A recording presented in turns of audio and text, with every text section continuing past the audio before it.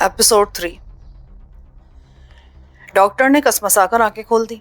वो अंदाजे से पहले होश में आ गया था। अब्दुल उसे होश में आता देखकर उसकी तरफ झपट पड़ा, फिर उससे कुछ फासले पर खड़ा हो गया। डॉक्टर बेहद खौफजदा लग रहा था। उसकी आंखें खौफ से फैली हुई थी और बदन पर लर्जा तारी था। उसने दोनों हथेलियां फर्श पर टेक कर खड़े होने की कोशिश की, लेकिन अब्दुल जल्दी से बोला, बस बस डॉक्टर साहब, तेरे को लेटे रहने में क्या मसला है? बस लेटे रहो और खड़ा होने की बात मत करना। डॉक्टर खौफ से सहम कर बैठा रह गया। उसने बड़ी बेबसी से अब्दुल की तरफ देखकर बोला, कौन हो तुम लोग? क्यों बेहोश किया था मुझे? इसका जवाब तो उस्ताद ही देगा। अपन को तो बस इतना मालूम है कि तेरे को दर से जाने नहीं देने का, चाहे रात क्यों ना हो जाए। मैं पुलिस के पास जाऊंगा। तुम लोगों ने मुझे कैद कर लिया है। मैं पुलिस को सब कुछ बता दूंगा। अरे बाबा, जब तुम इधर से छूटेगा तब पुलिस के पास जाएंगा ना। खाली पीली भी क्या लफड़ा डालता है? बस लेटा रहो चुपचाप। इतना कहकर उसने अपनी जेब में हाथ डाला और एक कमानीदार चाकू निकाल लिया। चाकू वो डॉक्टर के सामने लहराने लगा। खुले चाकू को देखकर डॉक्टर की हालत और गैर हो गई। अब्दुल किसी फिल्मी विलन की तरह कह लगाता हुआ उसके ऐन सामने सोफे पर बैठ गया। उस वक्त उसका जी चाह रहा था कि जॉनी वॉकर की कम से कम एक बोतल और मिल जाए ताकि वो इस मंजर का पूरा लुत्फ उठा सके। ये सब उसे बहुत अच्छा लग रहा था। दावर के जाने के बाद उसकी जिंदगी इस हद तक बेजार कुन हो चली थी कि एक जगह पड़े पड़े जंग लगने लगा था। ना कोई हंगामा, ना तूफान, ना झगड़ा, कुछ भी नहीं। ऐसा लगता था जैसे वो अपनी सारी सलाहियतें खोता जा रहा है। लेकिन दावर के आते जिंदगी में हलचल शुरू हो गई थी। दावर अपनी जगह खुद एक तूफान था। उसने जेल से रिहा होते ही अब्दुल की रगों में खून का दरिया दौड़ा दिया था। दरवाजे पर होने वाली दस्तक ने अब्दुल को चौंकाया। वो सोफे से उठा और जल्दी से डॉक्टर के पास आ गया। देख डॉक्टर, शोर कर देगा नहीं। अगर शोर किया ना तो इसी फ्लैट में खल्लास कर देगा। तेरे को बचाने वाला भी कोई नहीं आएगा इधर, समझा कि नहीं? समझ गया। अब्दुल ने चाकू बंद करके अपनी जेब में डाला और आगे बढ़कर दरवाजा खोल दिया। दरवाजे पर एक बूढ़ी औरत खड़ी थी जिसने अपने हाथ में थैली उठा रखी थी। अब्दुल ने दरवाजा खोलने में एहतियात ये बरती थी कि वो दरवाजा सिर्फ इस हद तक खोल सका था कि अंदर के हालात किसी को नजर ना आ सके। खुद को उसने खुले दरवाजे के दरमियान रखा था। किससे मिलने का अम्मा? इधर तेरे मतलब का कोई आदमी नहीं रहता। मुझे डॉक्टर तिवारी से मिलना है। मैंने उनको इधर आते देखा है। अब्दुल ने गहरी सांस लेकर रह गया। हालांकि उसने डॉक्टर को यहाँ तक लाने में बहुत एहतियात बरती थी, फिर भी इस बुढ़िया ने उसे देख लिया था। इधर अपन अकेला है, डॉक्टर तिवारी का इधर क्या काम? चलो जाओ इधर से, वो तेरे को अपनी दुकान पर मिलेगा। अरे झूठ मत बोल, अब मैं इतनी बूढ़ी भी नहीं हुई कि डॉक्टर तिवारी को पहचान ना सकूं। मैंने उसे खुद तेरे फ्लैट में आते देखा है। मैं तेरे बाजू वाले फ्लैट में रहती हूँ। बता कहाँ है वो? मुझे उससे बहुत ज़रूरी मिलना है। कल रात से नींद नहीं आई, सर में दर्द है, ज़रा दिखा दूँ उसको। अब्दुल की समझ नहीं आ रहा था कि वो इस औरत का क्या करे। दावर ने उसे डॉक्टर के बारे में दूसरों से छुपाने के लिए कहा था और बुढ़िया ने आकर सारा काम चौपट कर दिया था। ठीक है अम्मा, उसने कुछ देर सोचने के बाद कहा। अंदर आ जाओ, डॉक्टर सोफे पर पड़े लाए। औरत इसी मौके की मुंतजिर थी। वो जल्दी से फ्लैट के अंदर आ गई। उसके अंदर आते अब्दुल ने दरवाज़ा बंद किया और चाकू निकाल लिया। चाकू देखकर औरत के औसान खता हो गए, जबकि डॉक्टर की हालत तो पहले से गैर थी। अब तेरे को क्या करे अम्मा? तू तो खाली पीली बिस लफड़े में आगे ली है। अब मैं तेरे को उड़ा भी नहीं सकता, ये उस्ताद का हुक्म है। अरे मैंने तुम्हारा क्या बिगाड़ा है? मैं तो खुद मरीज हूँ। मुझ पर तूने क्यों चाकू खोल दिया? ये क्या अन्याय है? ए अम्मा, जास्ती शोर मचाने का नहीं। अपन का मगज फिर गया ना तो तेरा मर्द तेरे को रोएगा। बुढ़िया ने फिर कुछ कहना चाहा, लेकिन डॉक्टर ने उसके शाने पर हाथ रख दिया। बस चुप रहो मौसी, ये बहुत खतरनाक आदमी मालूम होता है। अब्दुल मुस्कुराता हुआ सोफे पर बैठ गया। उसके सामने अब 2 सहमे हुए कैदी मौजूद थे। तुम्हें मालूम हो गया ना कि मैं तुम्हें नुकसान पहुंचाने नहीं आया हूं, दावर ने कहा। उस वक्त वो खुद भी एक कुर्सी पर बैठा हुआ था, जबकि भोलानाथ अभी तक उसके सामने खड़ा था। उसकी उलझन दूर नहीं हो सकी थी, इसलिए वो कभी अपने हाथ में दिए हुए पिस्तौल को देखता और कभी दावर को। उसके आदमी मुजस्समे की तरह दीवार के पास इस्तादा थे। कमरे की बदलती सूरत हाल ने उन्हें सकते में मुब्तला कर दिया था। देखो बोले, दावर समझाने वाले अंदाज में बोला, ये लाइन ऐसी है कि इसमें दोस्ती और दुश्मनी चलती ही रहती है, बल्कि ये खेल ही दोस्ती दुश्मनी का है। कभी कभी ऐसा भी हो जाता है कि दोस्त दुश्मन बन जाता है और दुश्मन दोस्ती करने लगते हैं। ये ताकत और वसाइल हासिल करने की लाइन है। बड़े बूढ़ों का कहना है कि अगर किसी मामले को ख़राब करना है तो उसमें किसी लड़की को डाल दो, वो मामला तबाह हो जाएगा। میں پہلے مینا کے سلسلے میں بہت سنجیدہ تھا، تم تو اچھی طرح جانتے ہو، لیکن اب مجھ میں بدھی آ گئی ہے۔ مجھے معلوم ہو گیا ہے کہ میں اب تک اپنا سمے برباد کرتا رہوں صرف ایک چھوکری کے لیے۔ اپنی لین کے کسی آدمی سے دشمنی کرنا ٹھیک نہیں ہے، یہ ہمارے اصول کے خلاف ہے۔ تمہیں یہ معلوم ہے کہ میرا مطلب ہے کہ اس کے باوجود تم یہ سب کہہ رہے ہو؟ ہاں، مجھے معلوم ہے کہ تم نے اس کے ساتھ کیا سلوک کیا ہے۔ سچی بات تو یہ ہے کہ جب میں نے یہ سنا تمہارے غصے کے میرا حال برا ہو گیا تھا۔ اگر تم اس وقت میرے سامنے آ جاتے نا بھولا ناتھ، تو میں تمہارے ٹکڑے ٹکڑے کر دیتا۔ لیکن میں نے اس پر بہت غور کیا، بہت سوچا، اور پھر اس نتیجے پر پہنچا کہ یہ سب جذباتی باتیں۔ اگر میں تمہارے چکر میں پڑا رہا تو رابرٹ گولابے میرے ہاتھ سے نکل جائے گا۔ رابرٹ گولابے؟ کون ہے یہ رابرٹ گولابے؟ بھولا ناتھ نے حیرت سے پوچھا۔ کیا تمہارے ان آدمیوں پر بھروسہ کیا جا سکتا ہے؟ ہاں، بالکل بھروسہ ہے، لیکن تم بات تو بتاؤ۔ پہلے انہیں کمرے سے باہر کرو۔ ویسے جب میں ان کے سامنے تمہیں قابو کر سکتا ہوں تو پھر مجھے انہیں باہر نکالنے کی ضرورت ہی کیا ہے؟ لیکن یہ بات دوسری ہے، اس لیے بہتر یہی ہے کہ پہلے انہیں باہر کر دو، پھر میں تمہیں سب کچھ بتاتا ہوں۔ بھولا ناتھ نے کچھ دیر سوچنے کے بعد اپنے آدمیوں کو اشارہ کیا۔ وہ سب باہر چلے گئے۔ ہاں بتاؤ، چکر کیا ہے؟ رابرٹ گولابے ہالینڈ کا ایک مشہور جواری ہے۔ اس کا کام دنیا بھر میں گھوم پھر کر ایسے آدمیوں کو تلاش کرنا ہے جو جوا کھیلنے کے لیے شوقین ہوں۔ وہ ان کا ہمدرد بن جاتا ہے اور ان کی طرف سے جوا کھیلتا ہے، اور وہ خود بھی بہت بڑا شارپر ہے، اس لیے شروع میں وہ جیتتا رہتا ہے، پھر ہارنا شروع کر دیتا ہے۔ نوبت یہاں تک پہنچتی ہے کہ وہ آدمی تباہ ہو کر رہ جاتا ہے، کنگال ہو کر رہ جاتا ہے۔ اچھا، تو پھر اس معاملے سے میرا کیا تعلق؟ وہی تو میں تمہیں بتا رہا ہوں۔ رابرٹ اس دفعہ کروڑ پتی تاجر کو فرانس سے پھانس کر اپنے ساتھ ہندوستان لایا ہے۔ وہ چاہتا ہے کہ اس کے مزاج کا کوئی ایسا جوا خانہ مل جائے جہاں کی انتظامیہ اس بے ایمانی میں اس کا ساتھ دے۔ اس فرانسیسی تاجر نے لاکھوں روپے بینک کے ذریعے بمبئی منگوا لیے ہیں۔ رابرٹ کسی ایسے جوا خانے کی تلاش میں گھوم رہا تھا کہ مجھ سے ملاقات ہو گئی اور میں اسے اپنے ساتھ لے آیا۔ وہ دونوں اس وقت میرے فلیٹ میں موجود ہیں۔ ان کے آنے کے بعد میں سوچتا رہا کہ کس کو پکڑوں، ایسا کون سا جوا خانہ ہو سکتا ہے۔ بہت سوچ بچار کے بعد تمہارا نام میرے ذہن میں آیا۔ پھر اس دوران تمہارا اور مینا کا معاملہ بھی تھا۔ میری سمجھ میں نہیں آ رہا تھا کہ میں کیا کروں، تمہارے ساتھ مینا کے معاملے میں الجھا رہوں یا بزنس کی بات کروں۔ پھر میں نے بہت سوچ سمجھ کر ٹھوس فیصلہ کیا کہ تمہارے ساتھ بزنس کر لینا چاہیے۔ مینا کی بات تو بعد میں بھی کی جا سکتی ہے۔ مجھے ابھی تک تمہاری بات پر وشواس نہیں، پتہ نہیں تم کیا کہہ رہے ہو۔ اگر رابرٹ گولابے والی بات سچی ہے تو اب کوئی بات نہیں ہوگی، میں مائیکل کے جوا خانے کی طرف جا رہا ہوں، یہ سودا اسی سے ہوگا۔ رابرٹ نے 30% کمیشن کی بات کی تھی۔ ذرا میری بات تو سنو، میں نے یہ نہیں کہا کہ مجھے تم سے بزنس نہیں کرنا، لیکن تم خود سوچو، مجھے حیرت ہونی چاہیے یا نہیں؟ ٹھیک ہے، تم حیرت کرتے رہو، میں مائیکل کو رابرٹ سے ملوا دیتا ہوں، وہ میرا انتظار کر رہا ہوگا۔ میرے پاس سمے نہیں ہے، اور میری طرف سے کسی دھوکے بازی یا چال بازی کی توقع مت کرنا۔ میں اگر چاہتا تو جس سمے تمہیں بے بس کیا تھا اسی سمے تمہیں یہاں سے نکال کر لے جاتا۔ اچھا، میں چل رہا ہوں تمہارے ساتھ، میں 10% تم کو بھی دوں گا۔ مجھے ضرورت نہیں ہے اس کی، میں نے خود ہی رابرٹ سے معاملہ طے کر لیا ہے۔ ہاں، اگر تم میرے ساتھ چل رہے ہو تو احتیاطاً اپنے کچھ آدمیوں کو اپنے ساتھ رکھ لو، یہ لوگ ساتھ رہیں گے تو تمہاری ہمت بندی رہے گی، اور میں یہ بات سنجیدگی سے کہہ رہا ہوں۔ اب ایسی بھی کیا بات ہے داور بھائی؟ بھولا ناتھ نے دانت نکال دیے۔ میں خود بھی اتنا گیا گزرا تو نہیں ہوں، پھر تم میرے بزنس پارٹنر بھی تو بن گئے ہو۔ داور دل ہی دل میں مسکرا دیا۔ اس کا مقصد بھی یہی تھا کہ بھولا ناتھ کو کسی طرح جوا خانے سے نکال کر لے جائے۔ اس نے اسے قابو تو کر لیا تھا، اگر وہ کوشش کرتا تو شاید اسی طرح بھولے کو لے جانے میں کامیاب ہو جاتا، لیکن وہ یہ بھی جانتا تھا کہ اس جوا خانے میں بھولے ناتھ کے نہ جانے کتنے مسلح آدمی ہوں گے اور کہاں کہاں چھپے ہوں گے، اسی لیے اندھیرے کے تیر سے بچنے کی خاطر اس نے یہ حرکت کی تھی۔ بھولا داور کو لے کر اس کمرے سے گیلری میں آ گیا جہاں بھولا کے آدمی بالکل چوکس کسی بھی حادثے سے نمٹنے کے لیے منتظر تھے۔ انہی میں وہ آدمی بھی موجود تھا جو داور کو اندر تک لایا تھا۔ اس پر نظر پڑتے ہی بھولا غضبناک ہو گیا۔ رامو، میں واپس آ کر تجھے ایسی سزا دوں گا کہ تو جیون بھر یاد رکھے گا۔ اب اسے چھوڑ دو بھولا ناتھ، اس بیچارے کا کیا قصور، وہ تو میں نے چکر سے چلایا تھا۔ یہ بات نہیں ہے داور بھیا، اصل بات اس کی لاپرواہی کی ہے۔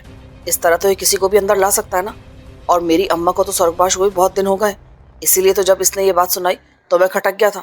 میں سمجھ نہیں سکا کہ وہ کون ہے جو اس طرح دھوکہ دے کر اندر چلا آیا ہے، اور کوئی ہوتا نا تو اب تک اس کے ٹکڑے ہو چکے ہوتے، لیکن تمہاری تو بات ہی اور ہے، اب تم سے کوئی کیا بولے۔ داور نے اس بات پر کوئی تبصرہ نہیں کیا۔ وہ بھولے کے ساتھ چلتا ہوا جوا خانے سے باہر آ گیا۔ بھولا ناتھ کے آدمی نے اس کا ساتھ دینے کی کوشش کی تھی، لیکن بھولا ناتھ نے اشارے سے منع کر دیا۔ وہ سب ان لوگوں کو ایک ساتھ باہر جاتا دیکھ کر حیران ہو رہے تھے۔ ابھی کچھ ہی دیر پہلے کی صورتحال کچھ اور تھی اور اب کچھ اور ہو گئی تھی۔ ابھی داور نے ان کے سامنے ان کے باس کی گردن اپنی گرفت میں لے کر اسے بری طرح بے بس کر دیا تھا، اور اب وہی باس ہنستا مسکراتا داور کے ساتھ چلا جا رہا تھا۔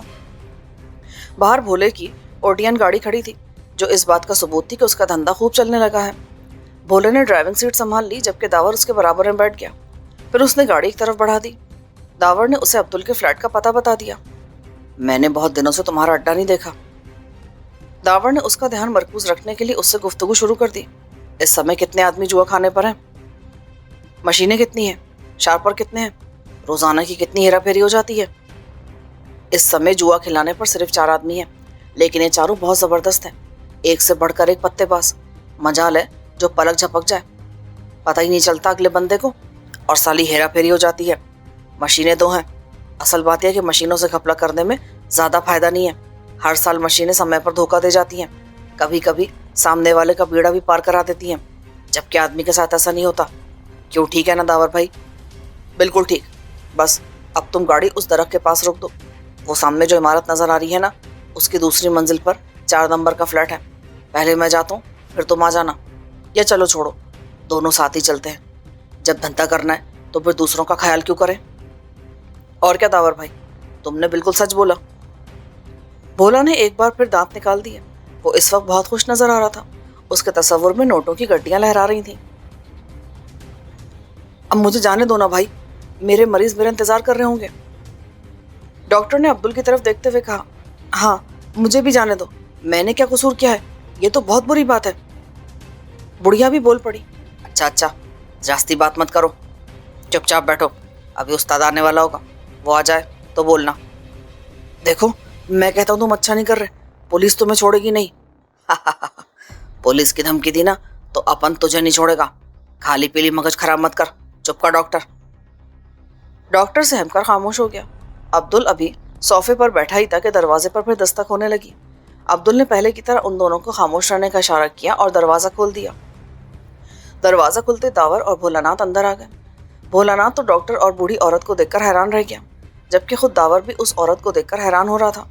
ڈاکٹر اور بڑھیا ان دونوں کو دیکھ کر جلدی سے کھڑے ہو گئے۔ یہ کیا ہو رہا ہے یہاں؟ بھولے نے داور سے پوچھا، کون ہے یہ اور تمہارا رابرٹ کدھر ہے؟ بتاتا ہوں ابھی۔ داور نے جلدی سے دروازہ بند کیا، پھر عبدل کی طرف دیکھا، یہ بڑھیا کون ہے رے؟ کیا پتا داور بھائی، اپن تو ٹھیک ٹھاک اس ڈاکٹر کو دیکھ رہا تھا کہ یہ ٹپک پڑی، اس نے تو لفڑا ہی کر دیا۔ اس نے ڈاکٹر کو ادھر آتے دیکھ لیا تھا، اسی لیے میں سے اندر لے آیا۔ تیرا تو دماغ خراب ہو گیا، اب اس سے کہاں نمٹیں گے، یہ تو مصیبت کھڑی کر دے گی۔ میں پوچھتا ہوں کہ یہ ہو کیا رہا ہے؟ بھولا ناتھ نے اچانک جیب سے پستول نکال لیا۔ داور اس سے اس حرکت کی توقع کر رہا تھا۔ اس نے جھٹکے کے ساتھ وہ پستول اس کے ہاتھ سے چھین لیا، ساتھ ہی ایک زوردار گھونسا اس کے جبڑے پر رسید کیا۔ گھونسا کھاتے ہی بھولا دیوار سے جا ٹکرایا۔ اس دوران عبدل چاقو لہراتا ہوا بڑھیا اور ڈاکٹر کے پاس پہنچ گیا۔ وہ ان دونوں کو خاموش رہنے کی ہدایت دینے لگا۔ اگر وہ ایسا نہ کرتا تو وہ دونوں بدحواس ہو کر چیخنے لگتے۔ بھولا دیوار سے پلٹ کر سانپ کی طرح پھنکارتا ہوا آگے بڑھا۔ اس نے داور پر حملہ کرنے کے لیے اپنا ہاتھ گھمایا۔ داور نے پیچھے ہٹ کر اس کا وار خالی دیا۔ اس کے ساتھ ہی اس کی ٹھوکر بھولا ناتھ کے سینے پر پڑی اور وہ کمرے میں رکھی ہوئی میز پر الٹ گیا۔ میز اور وہ دونوں ایک ساتھ ہی دوسری جانب جا گرے۔ کمرہ اچھا خاصا میدان جنگ میں تبدیل ہو گیا تھا۔ داور اس کھیل کو زیادہ طول نہیں دینا چاہتا تھا۔ اس نے میز کے عقب میں گرے ہوئے بھولا پر چھلانگ لگائی اور گریبان پکڑ کر کھڑا کر لیا۔ تم دونوں بالکل چپ رہنا، عبدل نے ڈاکٹر اور بڑھیا سے کہا، ہم تم دونوں کو خلاص کر دے گا۔ بڑھیا تو تیورا کر صوفے پر گر پڑی، جبکہ ڈاکٹر اپنے حواس قائم رکھے اپنے پیروں پر کھڑا رہا، لیکن اس کی حالت بھی غیر ہوتی جا رہی تھی۔ داور نے ایک زوردار دھکا دے کر بھولے کو صوفے پر گرا دیا۔ وہ بھی اب کسی چوہے کی طرح خوفزدہ ہو گیا تھا۔ ذرا سی دیر میں داور نے اس کے سارے کسبل نکال دیے تھے۔ تم نے میرے ساتھ دھوکہ کیا داور، میں تمہیں چھوڑوں گا نہیں۔ دھوکہ تو تم نے بھی کیا تھا، تمہیں معلوم تھا کہ مینا میری ہے، لیکن ادھر میں جیل گیا اور ادھر تم نے مینا کو بے آبرو کر دیا۔ آخر کیوں؟ کیا یہ دھوکہ نہیں ہے میرے ساتھ؟ اور ویسے بھی پیارے، محبت اور جنگ میں سب چلتا ہے، ادھر تم نے دھوکہ دیا، ادھر میں نے دھوکہ دیا، حساب برابر۔ لیکن میں نے تمہارے ساتھ کوئی دھوکہ نہیں کیا، مینا تو لڑکی ایسی ہے، تم اس کے لیے میرے ساتھ یہ کرو گے؟ میں جانتا ہوں کہ وہ کیسی لڑکی ہے، لیکن اس کے ساتھ معاملہ یہ ہے کہ وہ اپنی مرضی کی مالک ہے، میں اس کو بہت بڑا جرم سمجھتا ہوں کہ کسی کو اس کی مرضی کے خلاف بے آبرو کیا جائے. پھر جو کچھ تم نے کیا میرے غصے میں کیا, مجھے نیچا دکھانے کے لیے کیا, اور میں ایسے کسی آدمی کو معاف کرنے کا قائل نہیں ہوں, سمجھ گئے؟ تو پھر کیا تم مجھے مارنا چاہتے ہو؟ نہیں, میں اس سمے کسی کو مارنے یا مرنے کے موڈ میں نہیں ہوں. میں بس تمہیں تھوڑی سی سزا دینا چاہتا ہوں. تم ایسا نہیں کر سکتے. بھولا اچانک اچھل کر کھڑا ہو گیا. داور نے ایک زوردار تھپڑ اس کے گال پہ دے مارا. تھپڑ کھاتے ہوئے الٹ پڑا. اس کے ہونٹوں کے کنارے پھٹ گئے اور ان سے بھی خون رسنے لگا. داور کی انگلیوں نے اس کے گال پر سرخ نشان بنا دیے تھے. ڈاکٹر اور بڑھیا نے اپنے چہرے دوسری طرف کر لیے. بھولا ناتھ کے صوفے پر گرتے ہی داور نے دونوں ہاتھوں سے اس کے بالوں کو جھٹکے دینا شروع کر دیے. یہ جھٹکے اتنے شدید تھے کہ بھولا کی گھٹی گھٹی چیخیں کمرے میں گونجنے لگی. 8-10 بار اس نے جھٹکے دینے کے بعد اس کے بال چھوڑ دیے اور اس کے ساتھ ہی اس کی کن پٹی پر ایک مخصوص ضرب رسید کر دی. بھولا ناتھ بے ہوش ہو چکا تھا. دیکھو ڈاکٹر, اپنا استاد کس طرح بے ہوش کرتا ہے. تم لوگ تو دوا لگاتا ہے نا, استاد کو اس کی بھی ضرورت نہیں ہے. بکواس مت کرو عبدل, ڈاکٹر کو میرے پاس بھیج دو. داور نے اسے جھڑک دیا. عبدل نے سہمے ہوئے ڈاکٹر کو دھکیل کر داور کے پاس پہنچا دیا. اس اماں کا کیا کرو استاد؟ اس کو دوسرے کمرے میں بند کر دو اور اس سے بھی کہہ دینا کہ ذرا بھی آواز نہ نکالے. بڑھیا میں آواز نکالنے کی ہمت بھی نہیں تھی. وہ کسی نہ کسی طرح عبدل کے اشارے پر چلتی ہوئی اس کمرے میں داخل ہو گئی جس میں دنیا بھر کا کاٹ کپاڑ بھرا ہوا تھا. ڈاکٹر, تمہارا کام صرف اتنا ہے کہ اس آدمی کے دونوں کان کاٹ دو. نہیں, یہ بہت بڑا انیائے ہے, مجھ سے نہیں ہوگا. یہ کام تو تجھ کو کرنا پڑے گا ڈاکٹر, ورنہ یہ آدمی تیرے کان کاٹ دے گا. اس نے عبدل کی طرف اشارہ کیا جو اس درمیان بڑھیا کو دوسرے کمرے میں بند کرایا تھا. یہ مجھ سے زیادہ بے رحم اور شفاق آدمی ہے. تو تم یہ کام مجھ سے کیوں کرا رہے ہو, خود کیوں نہیں کرتے؟ تم ایک ڈاکٹر ہے, اس لیے یہ کام تم سے کروایا جا رہا ہے کہ تم اس کے کان ذرا سلیقے سے کاٹو گے. اس کے ساتھ ساتھ دوائی بھی لگاتے جاؤ گے. اگر سن کرنے والی دوا ہے تمہارے پاس تو ٹھیک ہے, اور اگر نہیں تو کوئی بات نہیں. بس اتنا خیال رکھنا کہ خون زیادہ نہ بہنے پائے. تو تم واقعی بہت بے رحم آدمی ہو, میں نے تم جیسا آدمی نہیں دیکھا. یہ استاد بمبئی میں اکیلا ہے, ابھی تم نے دیکھا ہی کیا ہے. چلو اپنا کام شروع کرو ورنہ. عبدل چہکا. ڈاکٹر نے بوکھلا کر اس باکس کی طرف ہاتھ بڑھا دیے جس میں اس کی دوائیاں رکھی تھیں. وہ بار بار پلٹ کر داور کو اس طرح دیکھ رہا تھا جیسے کسی بھی لمحے وہ اسے ایسا کرنے سے روک دے گا. لیکن داور کے چہرے کی صفاقی دیکھ کر وہ اور بھی لرزنے لگا. چلو ڈاکٹر, جلدی کرو, اپن لوگوں کے پاس ٹائم نہیں ہوتا. عبدل نے اپنا چاقو لہرایا. ڈاکٹر نے لرزتے اور کراہتے ہوئے باکس کھول لیا. اس میں بے شمار شیشیاں اور بوتلوں میں دوائیاں بھری ہوئی تھیں. ایک قینچی تھی, ایک تیز دھار کا استرا تھا اور مرہم پٹی کا سامان تھا. ڈاکٹر کا باکس آلات سے بھرا ہوا تھا. اس نے کانپتے ہاتھوں سے روئی, ایک دوا اور ایک تیز دھار استرا نکال لیا. اس کے بعد پھر داور کی طرف دیکھا. اس کا انداز ایسا تھا جیسے وہ یہ توقع کر رہا ہو کہ داور اسے روک لے گا, لیکن داور پر بے حسی طاری تھی. جبکہ عبدل بھی ڈاکٹر کے پاس کھڑا ہو گیا تھا. وہ کھلا ہوا چاقو ابھی تک اس کے ہاتھ میں تھا جو ڈاکٹر کو خوفزدہ کیے جا رہا تھا. چلو جلدی کرو, دیر کیوں لگا رہے ہو؟ ڈاکٹر نے بھولے کے ایک کان پر دوا لگائی اور آنکھیں بند کر کے اس طرح کی دھار اس کے کان پہ رکھ دی. وہ اس طرح کو بھولا کے کان پہ رکھنے کے بعد بھی انتظار کر رہا تھا. یہ دیکھ کر عبدل نے چاقو کی نوک ڈاکٹر کے چہرے کی طرف بڑھائی اور اس کے گال پر رکھ دی. چاقو کا لمس محسوس کرتے ڈاکٹر نے اس طرح چلا دیا. وہ اس طرح بھولا کے کان میں اس طرح اترتا چلا گیا جیسے تلوار موم میں اتار دی جائے. ایک جھٹکے سے وہ کان بھولا کے چہرے سے الگ ہو گیا. کان کٹنے کی اذیت اتنی شدید تھی کہ بھولا ناتھ نیم بے ہوشی کے عالم میں اس طرح تڑپنے لگا جیسے کسی بکرے کو آدھا ذبح کر کے چھوڑ دیا جائے. وہ اچھل کر صوفے سے نیچے آ گیا, جس کے نتیجے میں ڈاکٹر کو بھی جھٹکا لگا اور وہ کئی قدم پیچھے ہٹ گیا. اس کی آنکھیں کھل گئی تھیں. جب اس نے بھولا ناتھ کے کٹے ہوئے کان اور بہتے ہوئے خون کو دیکھا تو مارے خوف کو اس کی کھکی بن گئی. اس نے دونوں ہاتھوں سے اپنا چہرہ چھپا لیا. چلو دوسرا کان بھی کاٹو اس کا, جلدی کرو. یہ مجھ سے نہیں ہوگا, بھگوان کے لیے ایسا پاپ مجھ سے مت کراؤ. یہ تو آدھا پاپ ہوا, پاپ تو پورا ہونا چاہیے. کیوں استاد؟ نہیں, میں یہ نہیں کروں گا. لگتا ہی ایسے نہیں مانے گا. اپن کو بولو استاد, اپن اس ڈاکٹر کا ایک کان کاٹ دے. نہیں, اس کو رہنے دو. میرا خیال ہے کہ اس طرح بھولا کو اب چھوڑ ہی دیتا ہوں. اس کو اتنی سزا مل گئی ہے, سالا اکھا لائف یاد رکھے گا, کبھی کسی ناری کے ساتھ زور زبردستی نہیں کرے گا. اب تو یہاں سے جانے کی تیاری کر. اپن کیوں استاد, اپن یہاں سے کہاں جائیں گا؟ بے وقوف, اس گھر میں رہ کر لفڑ ڈالنے کا ہے کیا؟ سارے شہر کو پتہ چل جائے گا کہ اپن نے اس گھر میں یہ سب کیا ہے.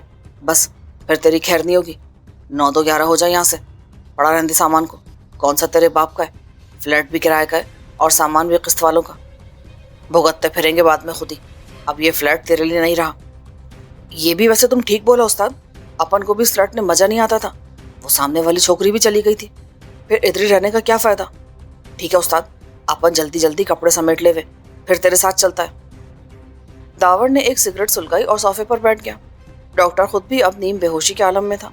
इसके बावजूद वो भोला के जख्म पर कोई दवा लगाने में मसरूफ था ताकि खून की रवानी बंद हो जाए। भोला रह रहकर फुदकने लगता था। उसे होश तो आ गया था, लेकिन जख्म की तकलीफ ने उसके हवास गुम कर दिए थे।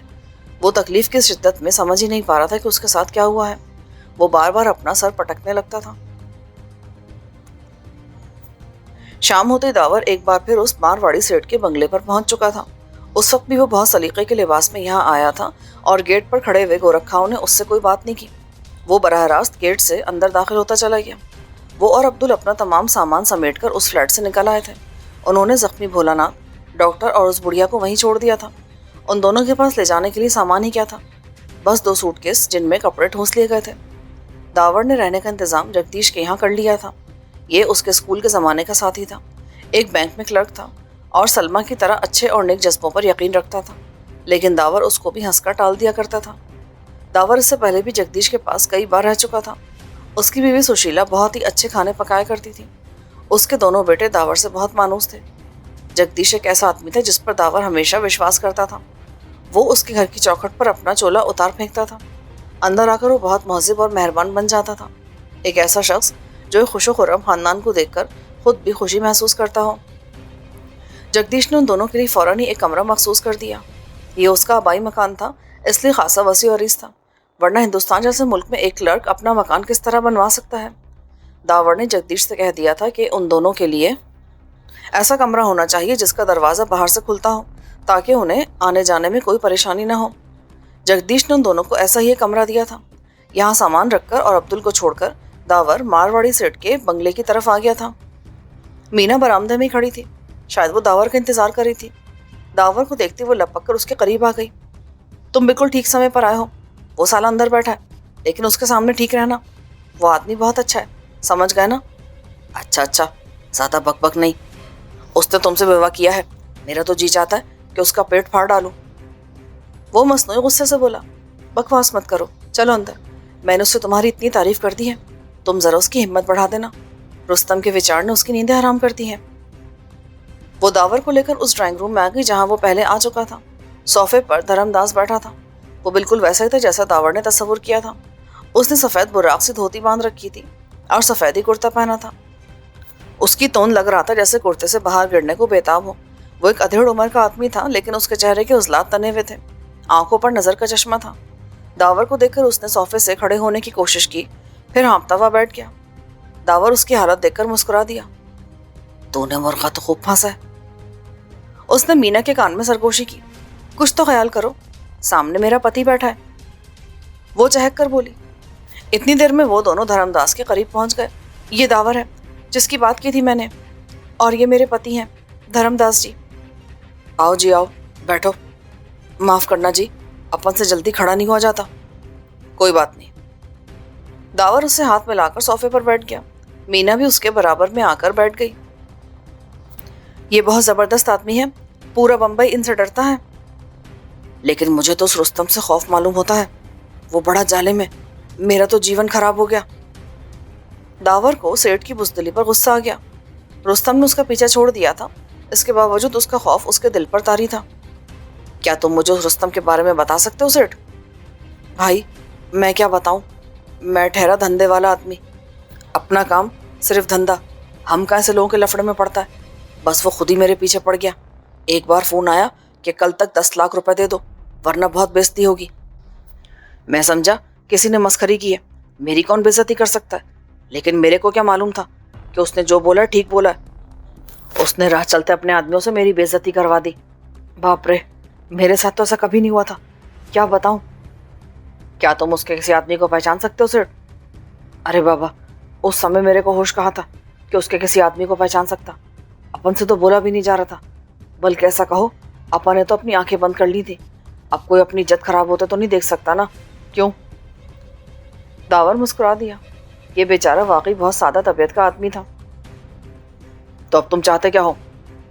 मैं क्या बताऊं, मैं तो सिर्फ इतना चाहता हूँ कि मेरे साथ कोई खतरा मतरा ना हो, जिंदगी आराम से गुजर जाए, कि रुस्तम मेरे को तंग ना करे, पीछा छोड़ देवे मेरा, बस इसके अलावा मैं कुछ नहीं चाहता। ये मीना तुम्हारी बड़ी तारीफ कर रही थी, मैंने सोचा तुमसे भी मिल लूं। और ठहरो, मैं तुम्हें बताती हूँ। देखो दावर, मैं ये बता चुकी हूँ कि मेरे दिल में उस हरामजादे रुस्तम के खिलाफ बहुत गुस्सा भरा हुआ है। उसने धर्मदास की तौहीन की है, लेकिन मुसीबत यह है कि वो सामने आता ही नहीं। अब अगर कुछ करना भी चाहूँ तो क्या करूँ? मैं तुम्हें यह बता चुकी हूँ कि मैंने उसकी तंजीम भवानी बंद में शमूलियत हासिल की है और रुस्तम पर अपना भरोसा कायम कर लिया है, लेकिन उस एतमाद से भी बात नहीं बन रही, क्योंकि असल समस्या उस तक पहुँचने की है। खैर, पिछले दिनों ऐसा हुआ कि रुस्तम ने मुझे काम बताया, और वो काम ऐसा था कि अगर मैंने वो काम कर लिया तो रुस्तम मुझसे मुलाकात करेगा और मुझे अपनी तंजीम का बहुत अहम रुकन बना देगा। और भी उसने बहुत सी बातें की थी। अरे बाबा, ये तो बहुत खतरनाक औरत है, किसी से डरती ही नहीं।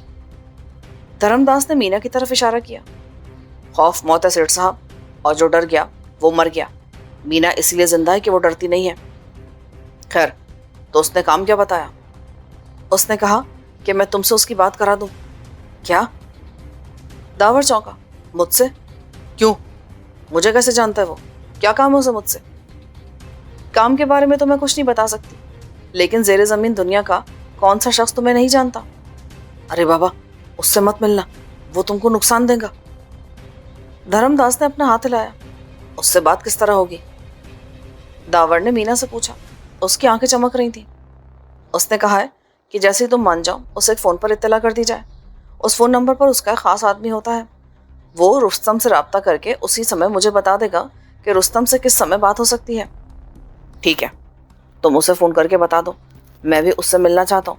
एक जंगल में दो शेर नहीं रह सकते। दावर के लहजे में इतनी सफाकी थी कि सेठ धर्मदास अपनी जगह बैठे बैठे काम किया। उसने अपने खुशकोटों पर जुबान फेरी और खौफजदा निगाहों से दावर को देखने लगा। क्या तुमने उसका फ़ोन नंबर पता चलाने की कोशिश की है? हाँ, लेकिन ये फ़ोन नंबर कहीं दर्ज नहीं है। वो बहुत वसाइल वाला आदमी मालूम होता है। खैर, तुम उसके आदमी को फ़ोन करके बता तो दो, बाद में देखा जाएगा। मीना सोफे से खड़ी हो गई। अभी वो फ़ोन की तरफ बढ़ी थी कि दावर ने उसे आवाज़ देकर रोक लिया। और हाँ, मैं तुम्हें खबर सुनानी तो भूल ही गया। कैसी खबर? मैंने भोलानाथ का एक कान काटकर उसे गटर में फेंक दिया है। क्या सच? मीना दौड़कर दावर के पास आ गई। तुमने उसके साथ ऐसा किया? किस तरह? बताओ ना। तुमने मेरी लाश रख ली, मेरा मान रख लिया। उस कमीने के साथ यही होना चाहिए था। अब वो सारा जीवन कनकट्टा कहलाएगा। तुमने उसके साथ जो कुछ किया, मैं तो उसका धन्यवाद भी नहीं कर सकती। कौन भोलानाथ? वही जो मीना को। धर्मदास पूछ बैठा। हाँ वही। मैंने तो सोचा था कि उसके दोनों कान साफ कर दूं, फिर एक कान कटने के बाद ही छोड़ दिया। बाप रे बाप, तुम तो बाबा बड़ा खतरनाक आदमी है। कि मीना ठीक ही बोला था तुम्हारे बारे में। मैं उस भोलानाथ को जानता है, वो जुआ खाना चलाता था। तुम उसको कैसे मार दिया उसके जुआ खाने में घुसकर? कमाल है। तुम जाओ फ़ोन करो। दावर ने मीना से कहा। उससे कहो कि दावर उसके चूहे बॉस से सिर्फ फ़ोन पर बात ही नहीं करेगा, बल्कि उससे मुलाकात भी करना चाहता है। अगर उस चूहे कोई शर्त मंजूर है तो ठीक, वरना बात खत्म। मैं ऐसा ही बोलूँगी। वो 2 मिनट में फ़ोन करके लौट आई। धर्मदास इस दौरान दावर के सामने ही बैठा रहा था, लेकिन वो बहुत ही खौफजदा था। ऐसा लगता था जैसे वो दावर जैसे खतरनाक आदमी को अपने घर में बड़ी मुश्किल से बर्दाश्त कर रहा है। उसके औसान गायब होते जा रहे थे और दावर उसे देख देख कर मुस्कुराया जा रहा था। मैंने बात कर ली है, 1 घंटे बाद रुस्तम तुमसे बात करेगा। कहाँ पर? इस फ़ोन पर। मैंने उससे कह दिया था कि तुम उसके बॉस से मिलना चाहते हो। उस पर उसने कहा कि दावर खुद ही रुस्तम से इस मौजू पर बात कर ले, वो इस मामले में अपने बॉस से कुछ नहीं कहेगा। बड़ा रोब मालूम होता उसके बॉस का। बहुत ज़्यादा। मैं देख चुकी हूँ ना, एक बार उसका एक आदमी किसी जगह समय पर नहीं पहुँच सका, हालांकि उसके पास गाड़ी भी थी, फिर भी वो बेचारा ट्रैफिक में फंस कर रह गया था। उसको ये सज़ा दी गई कि उसका एक हाथ काट दिया गया। इस तरह की सज़ाएं देकर उसने मकामी दादाओं पर अपनी दहशत बिठा रखी है। कोई नहीं जानता कि इस शहर के कितने गुंडे उसके लिए काम करे हैं। दूसरे कमरे से फ़ोन की घंटी की आवाज़ सुनाई दी। मीना जल्दी से उठकर चली गई। फिर उसने वापस आकर सेठ धर्मदास को बताया कि किसी हजारी मल ने उसे चावलों के गोदाम पर फौरी पहुंचने के लिए कहा है। क्या मुसीबत है बाबा, मेरे को किसी टाइम चैन नहीं मिलता, कोई आराम से बैठने नहीं देता साला। अब तो जाना ही होगा, धंधे का मामला है, ना जाऊं तो पता नहीं हजारी मल کیا نقصان کر دے؟ اچھا بابا۔ وہ بڑی مشکلوں سے صوفے سے کھڑا ہوا تھا. اس کی توند کرتے کے اندر ہی دمبے کی چکی کی طرح ہلنے لگی تھی. سیٹ نے باہر جاتے ہوئے داور سے ہاتھ ملایا اور اس سے اجازت لے کر چلا گیا. اس کے جانے کے بعد داور نے مینا کی طرف دیکھا. ایسا جوبا تو پورے بمبئی میں کہیں نہیں ہوگا. ایسا مت بولو، میرا پتی ہے. لیکن تم نے دیکھ لیا نا، ایسا آدمی سوائے بزنس کا اور کچھ نہیں جانتا. اچھا یہ بتاؤ کہ وہ رستم کس طرح گنڈوں کو اپنے ساتھ شامل کیا کرتا ہے؟ اس کے مختلف طریقے ہیں. کبھی کسی کو دولت سے خرید لیا جاتا ہے. جو دولت سے قبضے میں نہ آئے انہیں خطرناک جرم میں پھنسا کر ان کے بارے میں پورا ریکارڈ رکھ لیا جاتا ہے. کسی کی پٹائی کروا دی، کسی پر گولی چلوا دی. بڑے بڑے سرکاری آفیسر بھی اس کی مٹھی میں ہیں اور ان افسروں کو دولت اور عورت کے ذریعے قابو میں کیا گیا ہے. غرض یہ کہ پورا شیطانی کارخانہ اس نے قائم کر لیا ہے. تو اس کا مطلب ہے کہ اس کی جڑیں بہت گہری ہیں. بہت زیادہ بھائی. وہ اندھیرے کا تیر ہے. وہ تمہارے بارے میں سب کچھ جانتا ہے. اسے انڈر ورلڈ کے ہر اہم آدمی کے بارے میں سب کچھ معلوم ہے. اسی لیے وہ تم سے کوئی کام لینا چاہتا ہے. ہو سکتا ہے کہ وہ کام ایسا ہو کہ سوائے تمہارے اور کوئی نہ کر سکے. میں اس چوہے کو اس کے بل سے نکال کر ماروں گا. لیکن یہ سب کچھ بڑی پلاننگ کے ساتھ کرنا ہوگا، کیونکہ رستم عام گنڈوں کی طرح گلیوں سڑکوں پہ مارا مارا نہیں پھرتا. ہاں تم یہ تو بتاؤ کہ بھولا ناتھ کے ساتھ ہوا کیا؟ مجھے تفصیل سے بتاؤ. کیا کہوں داور، اس خبر نے میرے سینے میں کتنی ٹھنڈک بھر دی ہے. تم واقعی میرے لیے سب کچھ کر سکتے ہو. داور نے بڑی تفصیل کے ساتھ اسے بھولا ناتھ کے جوا خانے میں داخل ہونے سے لے کر اس کے آپریشن تک تمام رودات سنا دی. مینا سب سن کر حیران رہ گئی. تم تو واقعی شیر ہو داور. مجھے وشواس ہے کہ تم رستم کو بھی اس کے بل سے باہر لے آؤ گے. داور نے کچھ کہنا چاہا کہ اسی وقت فون کی گھنٹی بجی. مینا دوڑتی ہوئی فون کی طرف چلی گئی، پھر فوراً واپس آئی. اس نے اشارے سے داور کو بلا لیا. وہ تیزی سے آگے بڑھا اور اس نے ریسیور اٹھا لیا. داور، یہ تم ہی ہو نا؟ دوسری طرف سے سرسراتی آواز آئی. ہاں میں داور ہی بول رہا ہوں. کہو کیا کہنا چاہتے ہو؟ بہت اکھڑے ہوئے معلوم ہوتے ہو دوست. دوست مت کہنا مجھے. میں یہ نہیں کہہ سکتا کہ تم کیسے آدمی ہو. میں پردے میں چھپے ہوئے آدمی کو اپنا دوست نہیں سمجھ سکتا. اگر تم پردے سے باہر آ کر ملاقات کرو تو پھر سوچوں گا کہ تم میرے دوست بننے کے قابل بھی ہو یا نہیں. یہ بھی ہو جائے گا. تم واقعی بڑے دلیر ہو. تم میرا کام کر سکتے ہو. تمہیں معلوم ہے کہ میں جو کچھ کرتا ہوں اپنے لیے کرتا ہوں. کسی دوسرے کے لیے میں نے کبھی کام نہیں کیا. ہاں یہ میں جانتا ہوں، لیکن اس میں تمہارا فائدہ ہی فائدہ ہے. دوسری بات یہ کہ تمہارے بارے میں مینا نے کہا ہے، جس پر میں بہت وشواس کرنے لگا ہوں. حالانکہ وہ اس موٹے چوہے کی بیوی ہے، پھر بھی وہ بہت دلیر ہے. اس نے میرے بہت سے کام کیے ہیں، اسی لیے میں نے تم سے رابطہ قائم کیا ہے. کام بتاؤ پہلے. کام کیا ہے؟ اس کے بعد ہی کوئی بات ہوگی. کیا تم پیڈرو گنزا کو جانتے ہو؟ Pedro Ginza? تم اس پیڈرو کی بات تو نہیں کر رہے جس نے یہاں بہت سی وارداتیں کی تھی، پھر بمبئی سے بھاگ کر گوا چلا گیا تھا اور آج تک وہیں پڑا ہے؟ ہاں میں اسی کی بات کر رہا ہوں. اس نے گوا سے 12 میل کے فاصلے پر ایک جزیرے میں اپنا ایک بہت بڑا جوا خانہ قائم کر لیا ہے جس کا نام پیراڈائز ہے. اس جزیرے پر ایک طرح سے پیڈرو کی حکومت قائم ہے. وہاں جو کچھ ہے اسی کا ہے. اس نے جزیرے پر چاروں طرف اپنے مسلح آدمی پھیلا رکھے ہیں. اس کی مرضی کے خلاف کوئی اس جزیرے پر نہیں جا سکتا. تم نے ابھی تک میرا کام نہیں بتایا. تم کسی طرح اس پیڈرو کو وہاں سے کھینچ کر بمبئی لے آؤ. کیوں؟ اس سے کیا ہوگا؟ داور حیران ہوا. یہ میرا اپنا معاملہ ہے داور. اس کی آواز سنائی دی. آواز سے وہ بہت مہذب اور سلجھا ہوا لگتا تھا. وہاں کے حالات ایسے ہیں کہ نہ میں خود وہاں جا سکتا ہوں اور نہ میں کسی اور کو بھیج سکتا ہوں، اور یہ کام تمہارے علاوہ اور کوئی کر بھی نہیں سکتا. تم اس کے جوا خانے میں سے جو کچھ بھی حاصل کرو تو وہ تمہارا ہوگا. میں تو صرف پیڈرو کو اپنے سامنے دیکھنا چاہتا ہوں، اور وہ بھی زندہ. اب تم یہ مت پوچھنا کہ اس کا سبب کیا ہے. ہر شخص اپنے سر پر قرض کا بوجھ اٹھائے پھر رہا ہے. میرے سر پر اس کا ایک قرض ہے اور میں ہر حال میں وہ قرض اتارنا چاہتا ہوں. بولو کیا کہتے ہو؟ میں پہلے سوچ تو لوں. نہیں داور، تم جیسے آدمی ایسے معاملات میں سوچا نہیں کرتے. یہ سمے ضائع کرنے والی بات ہوتی ہے. تم تو آگ میں کود پڑنے والے انسان ہو. تم اخراجات کی پرواہ مت کرو. میں تمہیں اس کام کے لیے اسی سمے 5 لاکھ دینے کو تیار ہوں. بولو منظور ہے؟ 5 لاکھ؟ اس کا مطلب یہ ہوا کہ یہ معاملہ بہت بڑا ہے. یہ میرا اپنا معاملہ ہے. اگر تم اسے زندہ لے کر آؤ گے تو 5 لاکھ اور بھی دوں گا. اس کے علاوہ تمہارے سامنے بھی آ جاؤں گا. تم مجھے دیکھ سکو گے، مل سکو گے. بولو کیا کہتے ہو؟ اگر منظور ہے تو میں تمہیں 5 لاکھ بھجوانے کا بندوبست کر دیتا ہوں. ٹھیک ہے، منظور ہے مجھے. اس پیڈرو کا ایک قرض میرے سر پر بھی ہے. داور نے گہری سانس لے کر جواب دیا.